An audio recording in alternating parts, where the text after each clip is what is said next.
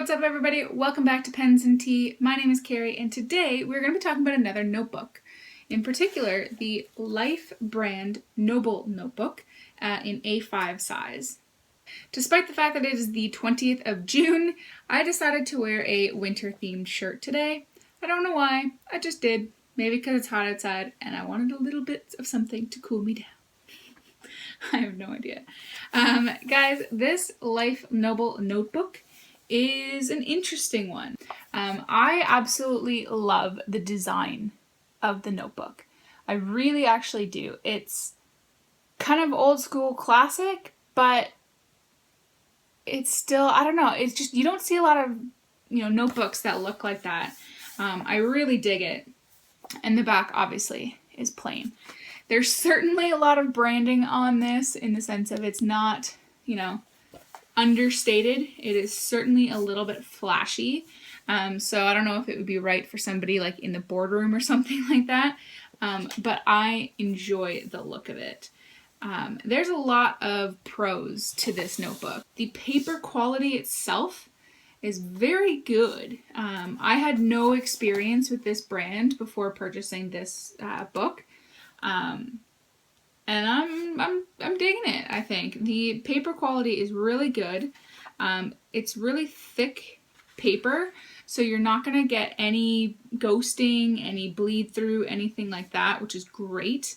It's very, very smooth. I don't know what it's coated with, but it is extraordinarily smooth. Which is going to lend itself phenomenally to shading and sheening because that ink is going to stay on the top of the page for a while. Despite that, though, it has decent dry time. It's not quite as long as Rhodia or Clairefontaine, but it's certainly longer than like a Filofax or like copy paper or anything like that. I would say the average pen with just plain old ink kind of thing, you're looking roughly about 10 seconds for whatever you wrote to dry. Very, very smooth. The only thing I will say about the coating is that some of my nibs that are a little bit finicky can have a little bit more hard starting issues on this paper just because of that smooth coating. Most of my pens do just fine, but a few here and there, I'll have to kind of start, my letter again. But for the odd one here and there, it doesn't really bother me.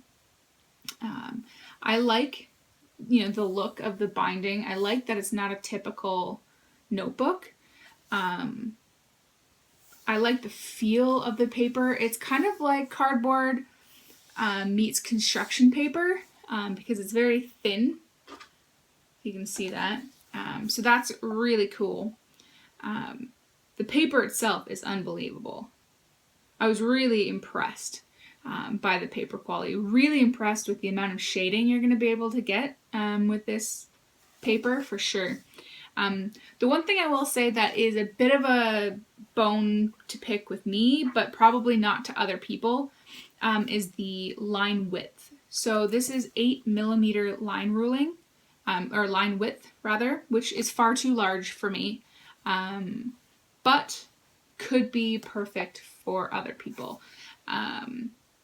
It just seems like I have to purposely write really large in order to properly feel like I'm filling up the line. Other people that do have naturally large writing or write with a lot of stubs, this is actually probably going to be really cool for you because it's going to give you a lot of wiggle room. A couple things that I dislike about this book is that the cover is flimsy, so if you're going to be, traveling a lot, if you're going to be, kind of taking it through its paces, it will get beat up a little bit.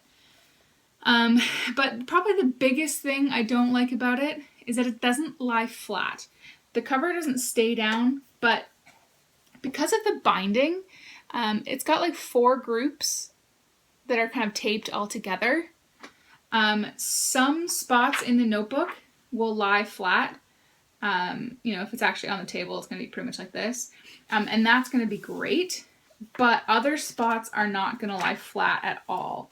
Like, it's not even wanting to stay. So you're really going to have to break it in order for it to do anything. That said, though, when you are writing and you do break it in, you're not going to have any kind of like issues when you're starting to write inside the binding as well. I haven't had any issues as far as it like falling apart or anything like that on me. Despite the fact that it's not like staple bound, it's pretty much all just glued together. So I'm happy about that for sure. And it does come with no elastic band to close it and no page marker as well. So this notebook on its own is $16.25 US pricing, $21 Canadian pricing. So it starts to put the price up there a little bit towards like the Rhodia web notebook, which I adore, but not quite that far up. I would absolutely say that $16 is worth it. $21 is getting a little bit pricey for me for this notebook. I don't think I would buy it again unless I could get it cheaper, despite the fact that the paper is awesome. Awesome. I cannot say enough. I love the paper. It's just everything else that goes with it. It's basically the opposite of my review of the Filofax, where I loved everything about it except the paper. Whereas this one, I pretty much love the paper, but everything else has kind of quirks, with the exception of the cover design. I actually really dig it. So if I could get this paper in my Filofax, I'd be beautiful. Beautiful. You can also purchase a kind of faux leather plastic cover that you essentially slide in so that your notebook actually would end up looking like this. The cover is $30 American, $38 Canadian, and it does come with a ribbon marker, and I really enjoy the fact that it has kind of like a triangular little bit there because it's kind of weighted. So it's not like it's just kind of flopping around. You insert the back cover and the front cover in these little slots here. That's how it stays together. You do have some business card slots here, which I kind of think is stupid to me. I don't know. I don't use them, but they're there. So you got them. And it does come with a pen loop. But as with pretty much any pen loop I've ever seen, it's too small for the vast majorities of pens. So if you're using like a pencil, a Bic pen, or like, I don't know, a Waterman Hemisphere or something like that, then you'll be fine. You'll be able to use it. But anything bigger is not going to be able to fit. So I don't know if they really needed to include the pen loop myself. As far as the design on the outer edge goes, it's pretty much the same design as the front of the notebook. The difference is, of course, that it is more muted, and there's nothing on the back. So that is an option as well. And I really like the feel of the outside of the notebook. Like I said, it's kind of like a faux leather plasticky type. And it is flexible, so it's going to bend and move, but it's going to provide a little bit more protection for your notebook. And it certainly classes it up a little bit, so it's not quite as flashy as the actual notebook itself. So if you do want to use it at work, you do want to use it for business, that may be something to consider. Like I said, I don't think I would purchase it again based on price-wise unless I could get it a little bit cheaper. Then I would absolutely do it again because the paper is phenomenal. It's just everything else that kind of surrounds it that I'm not a huge fan of. My biggest bones is that it doesn't lie perfectly flat unless you really beat it into submission. I'm not a huge fan of the binding, and the line width is a little too wide for my liking. So it's up to you. If you like the, paper-wise, just paper considering nothing else, absolutely 100% pick it up. I love the paper. But like me, you just have to decide if everything else is worth it for you. But guys, that is enough for me today on the Noble Note. If you have any comments, questions, or concerns, definitely feel free to leave them in the comment section below. I read them all, and I do answer them as quickly as I possibly can.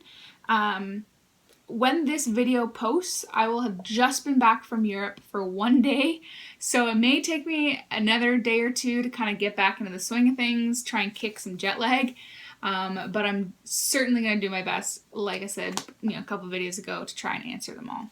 Hit that thumbs up button if you really like the video, and if you haven't yet already, do subscribe. I leave videos uploaded every Monday and Friday, and as always, I'll see you next time, guys.